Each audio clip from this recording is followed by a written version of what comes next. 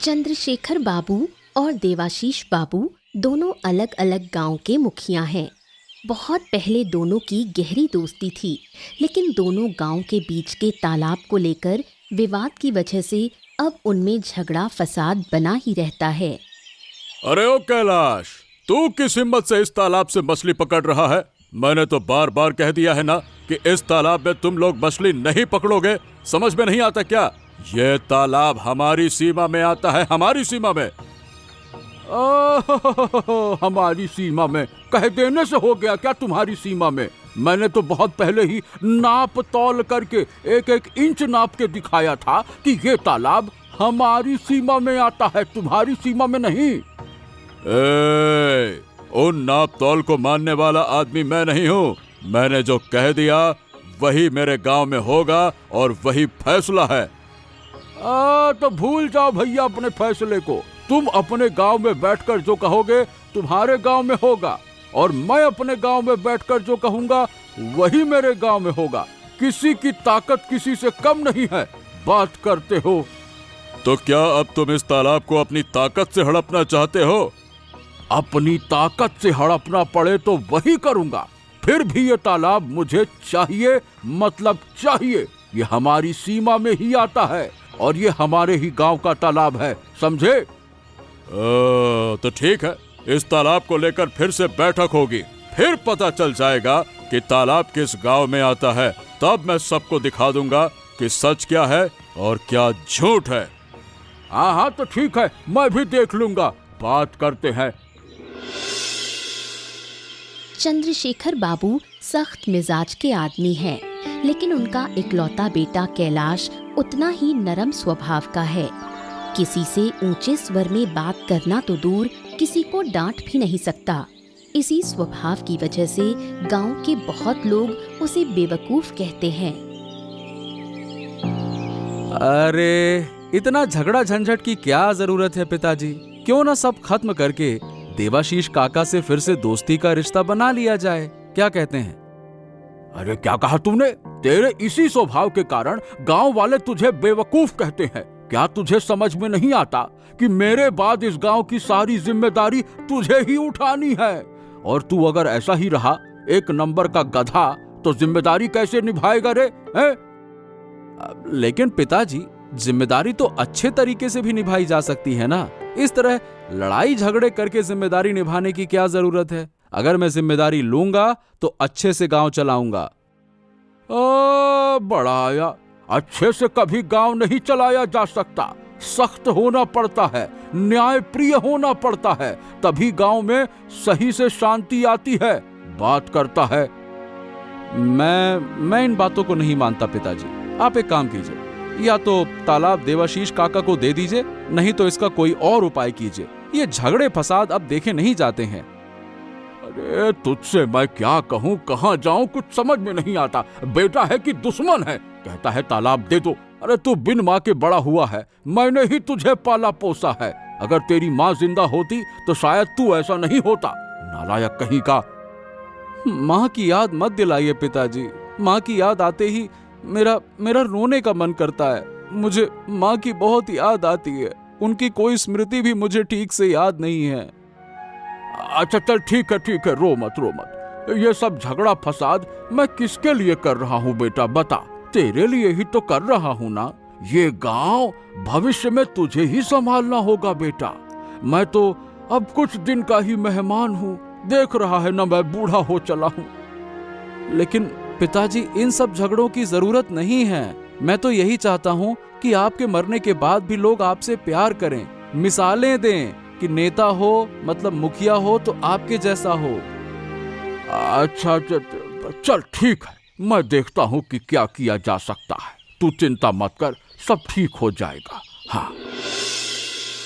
रवि और बूढ़ी साधारण लोग हैं, लेकिन पूरे दिन एक गांव से दूसरे गांव घूमते रहते हैं। एक की बात दूसरे के कान में डालकर झगड़े फसाद करवाते हैं।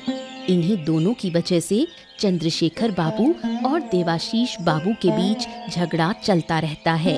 इनके साथ अंततः देवाशीष बाबू की बहू अंजलि भी शामिल हो जाती है।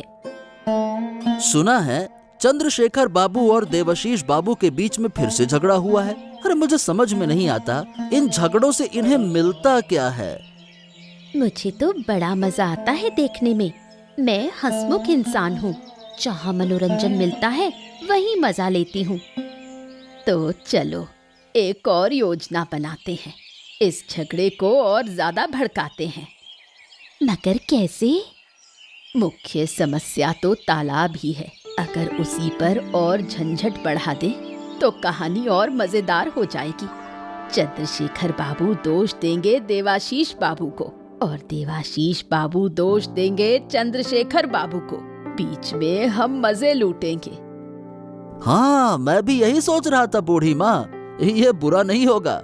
और अगर तुम दोनों चाहो और राज रखो तो मैं ही जिम्मेदारी लेकर काम पूरा कर दूंगा। हाँ। हम तो कब से राजी बैठे हैं।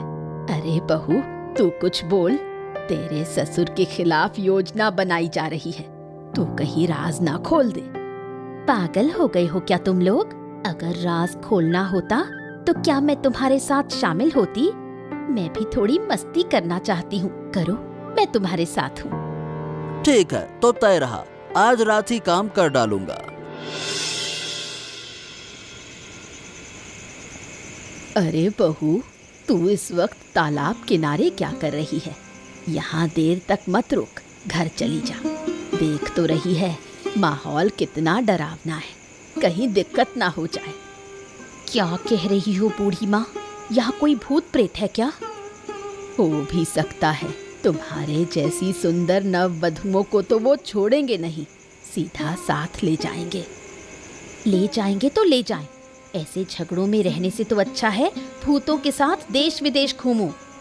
वाह वाह, तेरी तो बड़ी इच्छा है, लेकिन ये इच्छा कभी पूरी नहीं होगी।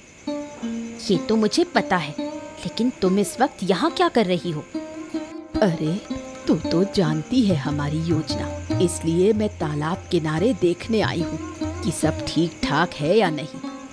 अच्छा किया, लेकिन बताओ तो इस तालाब में ऐसा क्या है कि दोनों गांव के मुखिया झगड़ते रहते हैं?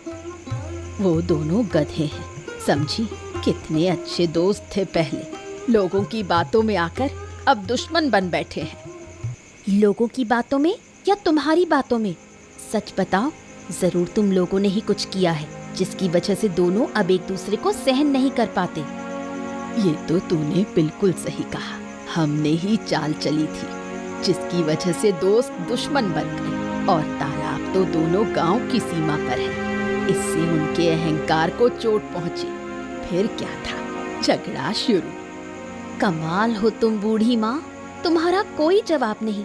काश मैं भी तुम्हारे जैसी होती। क्यों नहीं बनेगी मेरे जैसी? हमारे साथ जुड़ी है, योजनाओं में हिस्सा ले रही है, जल्द ही तू भी हमारे जैसी बन जाएगी। देखना, ऐसा करने में कितना मजा आता है। हाँ, यही वजह है कि मैं तुम्हारे साथ हूँ।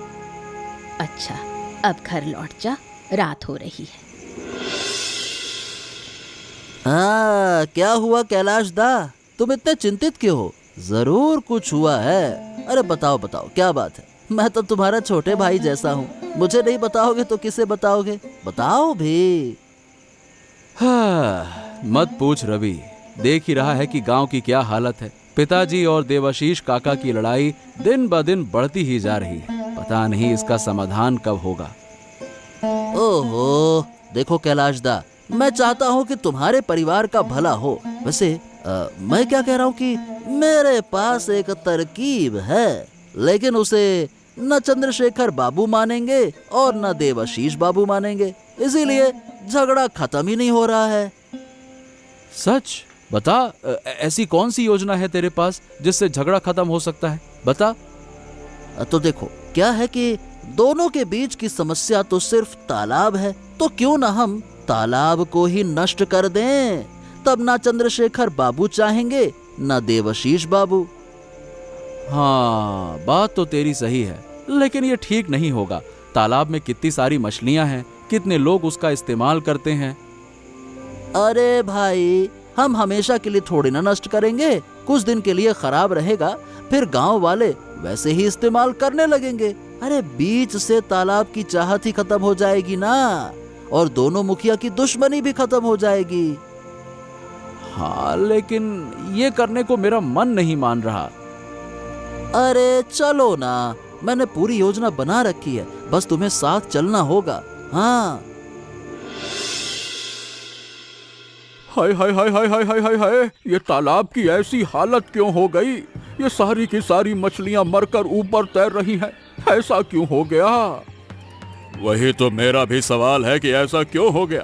किसने तालाब का इतना नुकसान कर दिया? जरूर तुम लोगों ने किया होगा, ताकि हम ये तालाब का इस्तेमाल न कर पाए, न ले पाए इससे पानी, है ना? अरे क्या तुम पागल वागल हो गए हो क्या? तालाब को नुकसान करके मेरा क्या फायदा होगा? मैं तो खुद ये तालाब लेना चाहता हूँ ना, तो फिर बर्बाद तालाब से मुझे क्या मिलेगा बताओ? तुम्हें जरूर फायदा ही फायदा है। ये नुकसान तो हमेशा नहीं रहने वाला, कुछ दिनों का ही तो है ना? अरे तो फिर मैं भी तो कह सकता हूँ कि तुम लोगों ने किया होगा।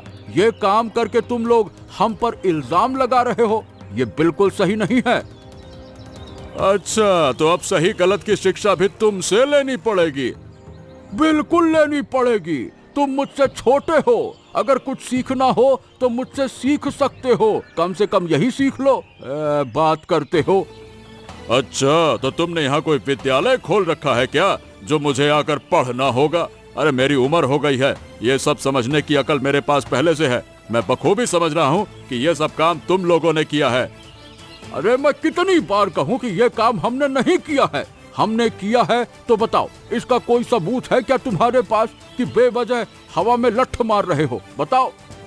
अरे तो इसमें सबूत की क्या बात है? झगड़ा तो तालाब को लेकर तुम्हारे और मेरे बीच हो रहा है। अगर हमने नहीं किया तो जरूर तुम लोगों ने किया है।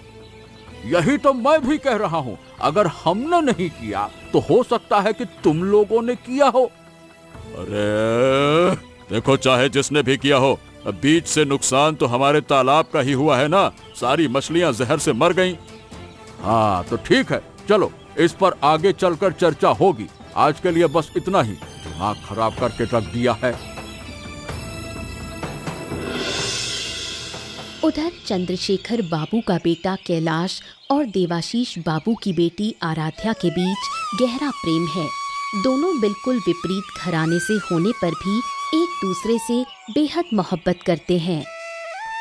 क्या जी, कब से यहाँ बैठी हूँ, बाबू को धोखा देकर आई हूँ और तुमने एक बात तक नहीं की। अरे क्या करूं, मेरा मन बिल्कुल अच्छा नहीं है। तुम तो जानती हो गांव की स्थिति कैसी है, हर समय चिंता लगी रहती है। समझ गई मोरल साहब, आपके पास सोचने को बहुत कुछ है, पर जरा सा समय मुझे भी दीजिए कृपा करके। अच्छा, बोलो क्या कहोगी? क्या सिर्फ मैं ही बोलूंगी? तुम्हारे साथ प्रेम करके तो मेरा जीवन बड़ा मुश्किल हो गया है। हो, ऐसा मत कहो आराध्या, मैं तुम्हें बहुत प्यार करता हूँ। उसी वजह से तो तुम्हारे साथ हूँ, वरना तुम्हारे जैसे भोले भाले के साथ कौन प्रेम करता भला? सुनो, भोले लोग ही सच्चा प्रेम करना जानते हैं। उनका प्यार एकदम खरा होता है। सिर्फ खरा होने से क्या होगा? हमारे बाबाओं के रिश्ते देखकर तो नहीं लगता कि हमारा खरा प्यार और खरा होगा।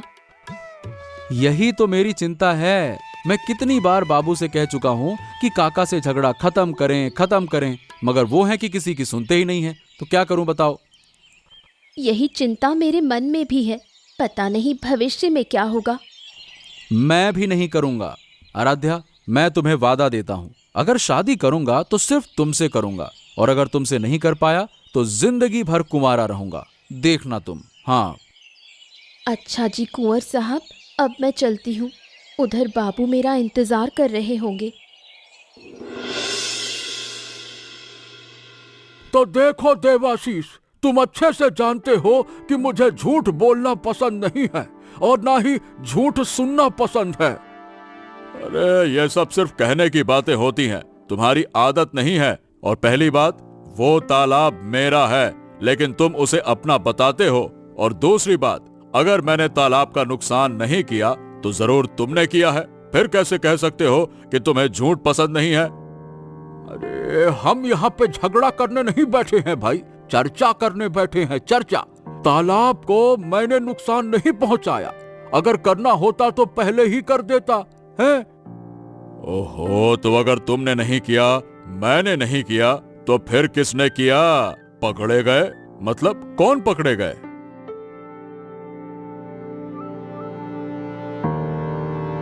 आप लोग तालाब की ही चर्चा कर रहे हैं ना? चर्चा से सच निकला या नहीं? क्या वो पकड़े गए? ए बहू, तुम क्या कह रही हो बेटा? हम कुछ समझ नहीं पा रहे हैं। किसकी बात कर रही हो? साफ साफ बताओ। क्यों? जिन्होंने ये काम किया वो। तब तो कहा गया था कि उन्होंने अच्छी योजना बनाई।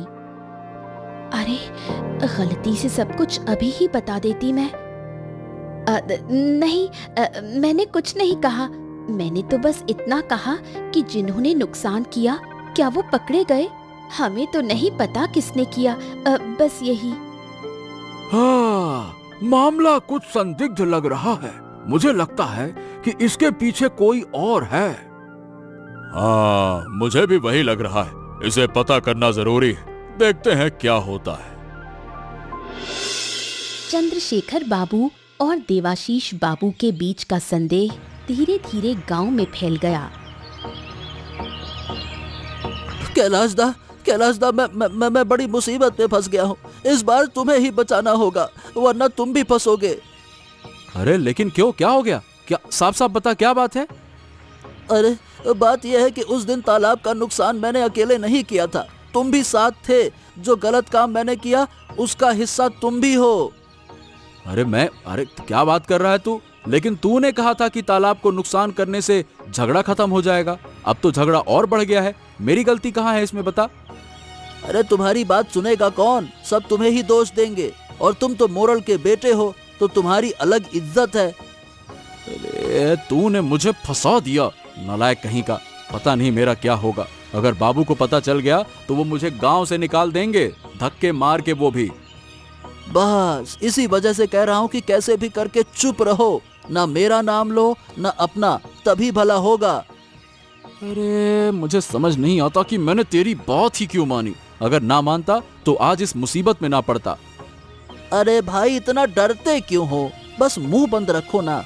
किसी भी हालत में ये बात किसी को मत बताना। हाँ ठीक, मैं किसी को नहीं कहूंगा, और अगर कहूंगा तो खुद ही फंस जाऊंगा।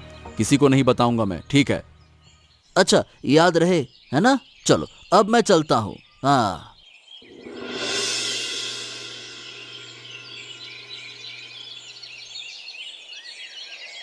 फिर बता हरेंद्र, तुम्हारे घर की हालत कैसी है अब?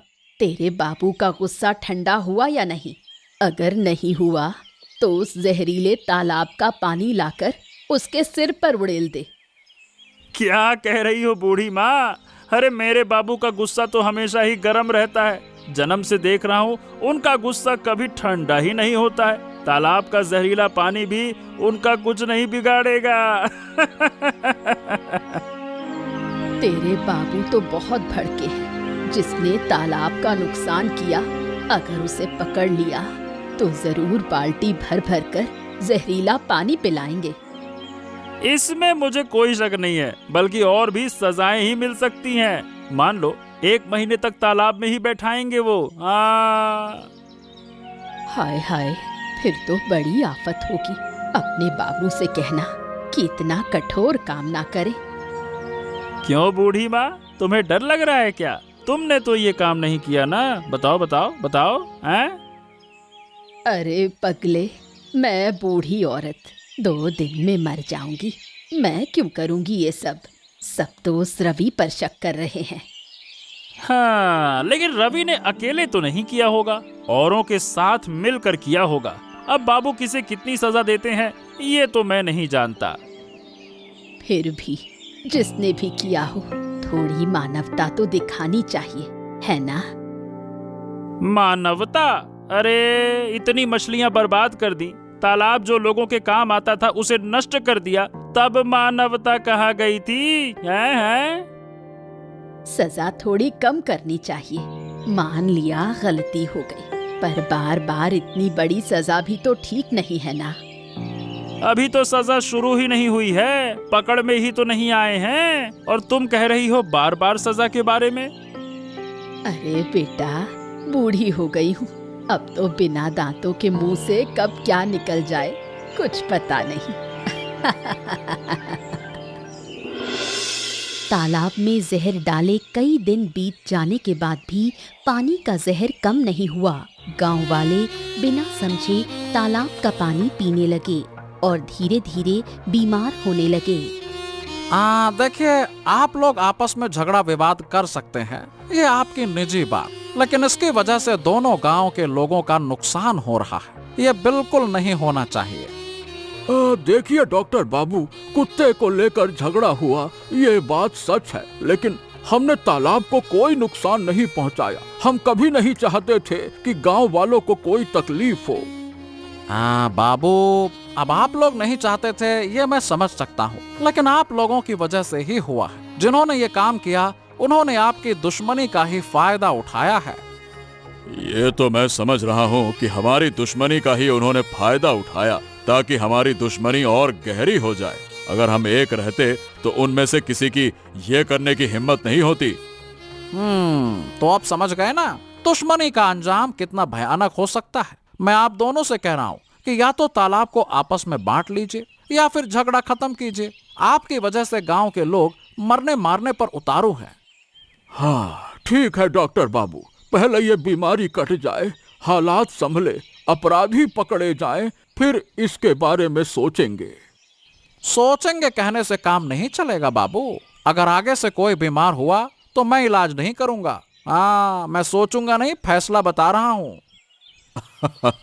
ठीक है डॉक्टर बाबू, आप चिंता मत कीजिए। अगर सब कुछ सही सलामत निपट गया और सच्चाई सामने आ गई तो मैं और चंद्रशेखर बाबू जरूर मिल जाएंगे, सिर्फ गांव वालों की भलाई के लिए। चलिए, मैं उसी दिन का इंतजार कर रहा हूँ। मिलता हूँ फिर आपसे। आखिरकार शक के आधार पर पूरे गांव को पकड़कर कचहरी में लाया गया। सबसे पहले रवि से पूछताछ शुरू हुई क्योंकि गांव वालों का शक उसी पर था। हे रवि, मैं तुझे अच्छे से कह रहा हूँ, सच कबूल कर ले। अगर तूने ये काम किया है तो हमको बता दे। अगर हमें खुद पता लगाना पड़ा तो बेटा तेरी खैर नहीं। तू मुझे और देवाशीष बाबू को अच्छी तरह से जानता है। अरे लेकिन मैं सच कह रहा हूँ बाबू, मैंने ऐसा कोई काम नहीं किया है। आप लोग मेरी बात क्यों नहीं मान रहे? बाबा मैं सच कह रहा हूँ, मैं सब जानता हूँ। इसमें कौन कौन शामिल है और किसने ये काम किया, मुझे सब पता है। हैं? तुझे पता है मतलब? तो बता बेटा, किसने ये काम किया? ये काम मैंने किया है बाबा, मैंने किया है। मुझे गुमराह करके रवि उसी रात वहां ले गया था। मुझे समझाया गया कि अगर तालाब को नुकसान होगा तो आप दोनों बाबू लोग मिल जाएंगे, दोस्ती कर लेंगे, झगड़ा खत्म हो जाएगा और आप दोनों का मिलना बहुत जरूरी था गांव के लिए। यानी ये सब काम रवि नहीं किया है, सही है ना? बिल्कुल सही है। इसके साथ और भी लोग थे, बूढ़ी माँ थी और आपकी बहू अंजलि भी थी। क्या इतनी बड़ी हिम्मत? कैलाश तो ना समझ है, उसे जो कहा गया वही समझा। लेकिन मेरी बहू, क्या वो बेवकूफ है? उसने परिवार में झगड़ा लगाने के लिए उनका साथ दिया। मुझे माफ कर दीजिए बाबू, मैं तो बस थोड़ा मजाक करना चाह रही थी, लेकिन इतना बड़ा हादसा हो जाएगा ये मुझे पता नहीं था। गलती की है तो सजा तो मिलेगी। मैं वादा करती हूँ बाबू, अब कभी ऐसा काम नहीं करूँगी। लेकिन एक सच कहना चाहती हूँ, आप दोनों के बीच दुश्मनी शुरू से भड़काने वाले यही रवि और बूढ़ी माँ थे। अरे बाप रे, यहाँ रहना अब ठीक नहीं होगा, मैं जा रही हूँ। अरे कहाँ जा रही हो बूढ़ी? तेरे पाप का घड़ा भर चुका है। शुरू से ही तू मेरे कान भरती रही देवाशीष के बारे में। क्या कहा? अरे वो तो मेरे भी कान भरती रही तेरे बारे में, और इसी वजह से तो मैंने तेरे से दोस्ती तोड़ दी थी। ओह, यानी इतने दिनों से हमारी दोस्ती टूटने की वजह ये दोनों थे। और गांव वालों को कितनी तकलीफें उठानी पड़ी, बता भला। ओहो, तो अब इन्हें छोड़ना बिल्कुल ठीक नहीं होगा। पकड़ो रवि को, पकड़ो। अरे अरे कोई मुझे बचाओ, अरे कोई दया करो, मुझे तैरना नहीं आता, भागते भागते तालाब में गिर गया। अरे मुझे बचाओ, मुझे बचाओ। कोई नहीं निकालेगा इसे, ये इसी तालाब में मरेगा। हम यही चाहते हैं। इसके जहर मिले पानी से कितने गांव वाले बीमार पड़ गए। हाँ, और नहीं तो क्या, मैं भी यही चाहता हूँ। इसने हमारी बरसों पुरानी दोस्ती तोड़ दी। मैं कितना दुखी था और दोस्त को देखकर भी बात नहीं कर पाया। और नहीं तो क्या, इसी वजह से सालों साल गांव वाले दुख सहते रहे। हर साल इस तालाब को लेकर झगड़ा सहन करना पड़ा हमें। इसी वजह से मैं इसकी किसी भी तरह से मदद नहीं करना चाहता, और यहाँ तक कि गांव का भी कोई आदमी तुम्हारी मदद नहीं करेगा। दया कीजिए बाबू, मैं डूब रहा हूँ। मैं ऐसे मरना नहीं चाहता। मैं वादा करता हूँ, अब कभी ऐसा काम नहीं करूँगा। जो सजा दोगे मैं वो सह लूंगा। हाँ, तो तेरी यही सजा है हमारी तरफ से। अब सह अपनी सजा। हम में से कोई भी तेरी मदद नहीं करेगा। तेरे जैसे गद्दार और कपटी को जीने का कोई हक नहीं है। मर तू तालाब में। आखिरकार रवि अपने कर्मों की सजा पाता है। बूढ़ी को समाज से अलग कर दिया जाता है। अंजलि सबसे माफी मांगकर सुधर जाती है। फिर चंद्रशेखर बाबू और देवाशीष बाबू आपसी झगड़े भूलकर एक हो जाते हैं। तालाब का फैसला होता है। दोनों गांव बराबर तालाब का इस्तेमाल करेंगे। कितने सालों बाद आखिरकार मैंने अपने दोस्त को पा लिया। जैसे पूरी दुनिया मुट्ठी में आ गई। सही कहा दोस्त, मैं इतने दिनों से बहुत अकेला था। तुझे देखते ही दिल में अजीब सी हलचल होती थी। अरे तेरे पास तो फिर भी परिवार है, मेरे पास तो कोई नहीं है। मेरा परिवार बस एक बेटा है, वो भी ना समझ। सोच मुझे कैसा लगता होगा। हाँ, मुझे माफ कर देना, बिना समझे ही तुझसे झगड़ा कर लिया। अरे तू माफी क्यों मांग रहा है? मैंने भी तो तेरे साथ वही किया। तू भी मुझे माफ कर दे। हमारे बीच देख, जो भी हुआ वो सब एक गलत फहमी की वजह से हुआ। सही कहता है, लेकिन अब मैं वादा करता हूँ, हमारी दोस्ती में कभी भी तीसरे आदमी को जगह नहीं दूंगा, और अब तुझ पर पूरा भरोसा रखूंगा। हाँ, मैं भी तुझ पर पूरा भरोसा करता हूँ, और मैं भी तुझसे वादा करता हूँ कि आज से ये तालाब पूरे गांव वालों का है। तेरे गांव और मेरे गांव का मिलन हुआ। आज से तेरे गांव का मुखिया मैं हूँ और मेरे गांव का मुखिया तू है। हम दोनों मुखिया मिलकर दोनों गांव अच्छे से चला लेंगे। अब दोनों गांवों के बीच कोई बाधा नहीं रहेगी। और नहीं तो क्या। ये सोचकर ही चैन मिल रहा है कि हमारी वजह से गांव वालों को अब कोई और तकलीफ नहीं होगी। इस गांव में अब कभी कोई झगड़ा नहीं होगा। चलो अब हम एक हो जाएं।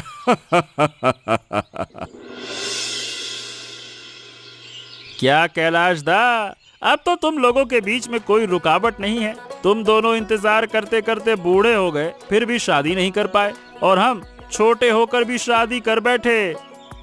अरे तुम क्या समझो प्यार की पीड़ा। हम जानते हैं प्यार की जलन। कहते हैं ना, प्यार वही जाने जिसने किया मन के साथी के साथ। अरे वाह, अब तो कैलाश बहुत चालाक हो गया है। शायद मन का साथी मिल गया इसलिए। अरे चालाक ना बनूं तो और क्या करूं। इतने दिन अच्छा इंसान बनकर ही तो रहा। अब देखा कि अच्छे इंसान की कोई कदर नहीं। मैं तो इतना अच्छा हूँ, पर मुझे कोई पसंद ही नहीं करता, तो क्या करूं? मुझे तो हमेशा एक भोला प्रेमी चाहिए था। भोले प्रेमी वही करेंगे जो मैं कहूँगी, कभी झगड़ेंगे नहीं। अरे तो फिर देर किस बात की है? अब तो सब राजी हैं। अब बस बाप चाचाओं को बताना बाकी है। वो काम तुम ही करो। बात अब यहाँ तक पहुँची है। अब बाबाओं से बात करना बिल्कुल ठीक होगा। अगर इसी धीमी चाल से चलते रहे तो 30 साल निकल जाएंगे। वैसे भी जब दूल्हा दुल्हन राजी तो क्या करेगा काजी। मैं भी यही सोच रहा था। ठीक है, वो जिम्मेदारी मैंने ले ली, तुम लोग चिंता मत करो। देखा, मैंने कहा था ना, अगर प्यार सच्चा हो तो कोई रुकावट टिक नहीं सकती। रिश्ता सच्चा होना चाहिए। तो ठीक है, इस रिश्ते को और सच्चा करने के लिए ये फूल ले लो। मैं तुम्हारे लिए ही लाया था आराध्या।